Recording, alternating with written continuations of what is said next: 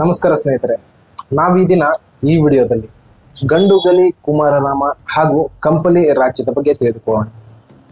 ಸ್ನೇಹಿತರೆ, ಈ ಗಂಡುಗಲಿ ಕುಮಾರರಾಮನ ತಂದೆ ಕಂಪಿಲರಾಯ, ಕಂಪಲಿ ರಾಯನ ತಂದೆ ಮುಮ್ಮಡಿ ಸಿಂಗನಾಯಕ.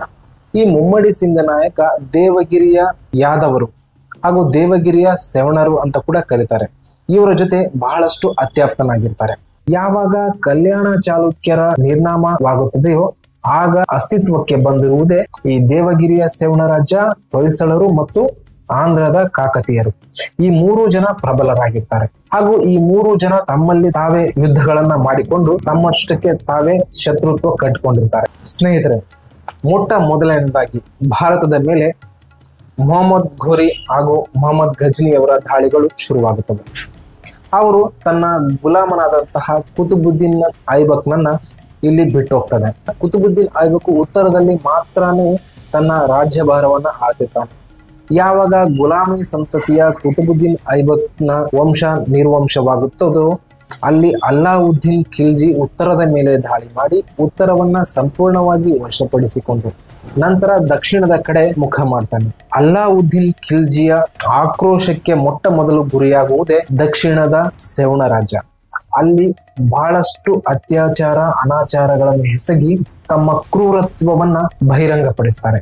ಈ ದಕ್ಷಿಣದ ಸೆವಣ ರಾಜ್ಯವು ಖಿಲ್ಜಿಯ ಹೊಡೆತಕ್ಕೆ ತತ್ತರಿಸಿ ಖಿಲ್ಜಿಯ ಸಾಮಂತ ರಾಜನಾಗಿ ಆಧಿಪತ್ಯಕ್ಕೆ ಒಳಪಡುತ್ತದೆ. ಇದಾದ ನಂತರ ಯಾವಾಗ ಕನ್ನಡ ಸ್ವದೇಶಿ ರಾಜರುಗಳಿಗೆ ಆಶ್ರಯ ಇಲ್ಲವಾಗುತ್ತದೆ ಎಂದು ಅರ್ಥವಾಗಿರ್ತದೆಯೋ ಸೇವಣ ರಾಜರಿಗೆ ಅತ್ಯಾಪ್ತನಾಗಿರ್ತಕ್ಕಂಥ ಮುಮ್ಮಡಿ ಸಿಂಗನಾಯಕ ತುಂಗಭದ್ರೆಯ ತಟದ ಮೇಲೆ ತನ್ನ ಸಾಮಂತ ರಾಜನ ಆಳ್ವಿಕೆಯನ್ನ ಪ್ರಾರಂಭಿಸಿರ್ತಾನೆ.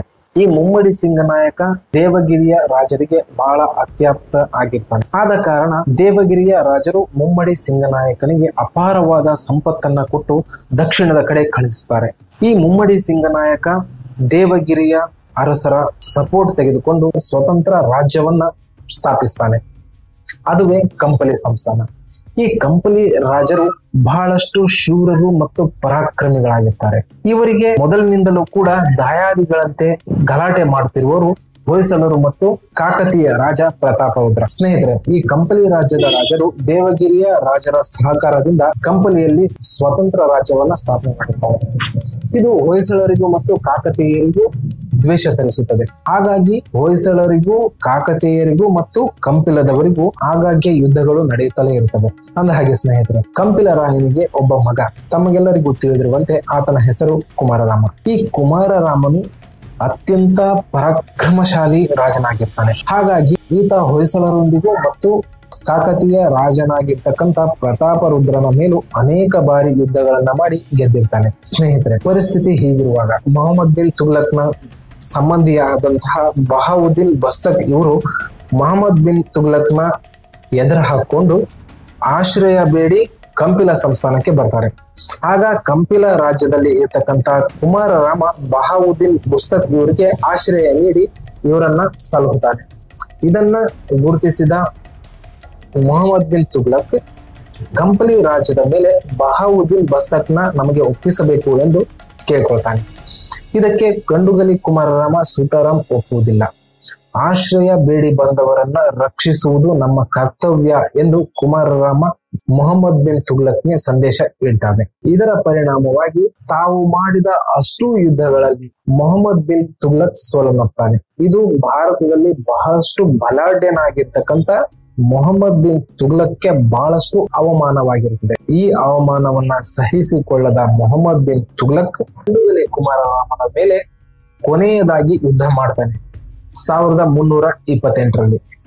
ಈ ಯುದ್ಧದಲ್ಲಿ ಕೇವಲ 5,000 ಸೈನಿಕರಿರ್ತಕ್ಕಂಥ ಗಂಡುಗಲಿ ಕುಮಾರರಾಮನ ಸೈನ್ಯದ ಮೇಲೆ ಬರೋಬ್ಬರಿ 9 ಲಕ್ಷ ಕಾಲಾಳುಗಳು ಇರ್ತಕ್ಕಂಥ ಸೇನೆಯನ್ನ ಕಳುಹಿಸ್ತಾನೆ ಮೊಹಮ್ಮದ್ ಬಿನ್ ತುಗ್ಲಕ್. ಇಲ್ಲಿ ಬಹಳಷ್ಟು ವೀರಾವೇಶದಿಂದ ಹೋರಾಡಿದ ಗಂಡುಗಲಿ ಕುಮಾರರಾಮ ಮಾತಂಗಿಯ ಒಬ್ಬ ಹೆಣ್ಣು ಮಗಳ ಮೇಲೆ ಕೈ ಮಾಡಬಾರದು ಎನ್ನುವ ಉದ್ದೇಶವನ್ನ ಇಟ್ಟುಕೊಂಡಂತಹ ಗಂಡುಗಲಿ ಕುಮಾರರಾಮ ಹೆಣ್ಣು ಮಗಳ ವಿರುದ್ಧ ಕತ್ತಿ ಎತ್ತದೆ ಸ್ತಬ್ಧನಾಗಿ ನಿಲ್ತಾನೆ. ಇದನ್ನು ಗಮನಿಸಿದ ಮಾತಂಗಿ ಕುಮಾರರಾಮನ ಮೇಲೆ ಅನೇಕ ವಿಷದ ಬಾಣಗಳನ್ನ ಬಿಟ್ಟು ಕುಮಾರರಾಮ ಸಾವನ್ನಪ್ಪಿದ ನಂತರ ಈತನ ಕತ್ತನ್ನ ಕತ್ತರಿಸಿಕೊಂಡು ದೆಹಲಿಗೆ ಕೊಂಡೊಯ್ತಾಳೆ. ಇನ್ನೂ ಹೆಚ್ಚಿನ ಮಾಹಿತಿಯನ್ನ ಮತ್ತಷ್ಟು ವಿಡಿಯೋದಲ್ಲಿ ಹೇಳಲು ಪ್ರಯತ್ನ ಮಾಡ್ತೇನೆ. ಈ ವಿಡಿಯೋ ನಿಮಗೆ ಇಷ್ಟವಾಗಿದ್ರೆ ಈ ಚಾನಲ್ನ ಸಬ್ಸ್ಕ್ರೈಬ್ ಮಾಡಿ ಹಾಗೂ ಈ ವಿಡಿಯೋನ ಲೈಕ್ ಮಾಡಿ, ನಿಮ್ಮ ಸ್ನೇಹಿತರಿಗೂ ಶೇರ್ ಮಾಡಿ. ಮತ್ತೊಂದು ವಿಡಿಯೋದೊಂದಿಗೆ ಮತ್ತೆ ಭೇಟಿಯಾಗೋಣ. ಧನ್ಯವಾದಗಳು.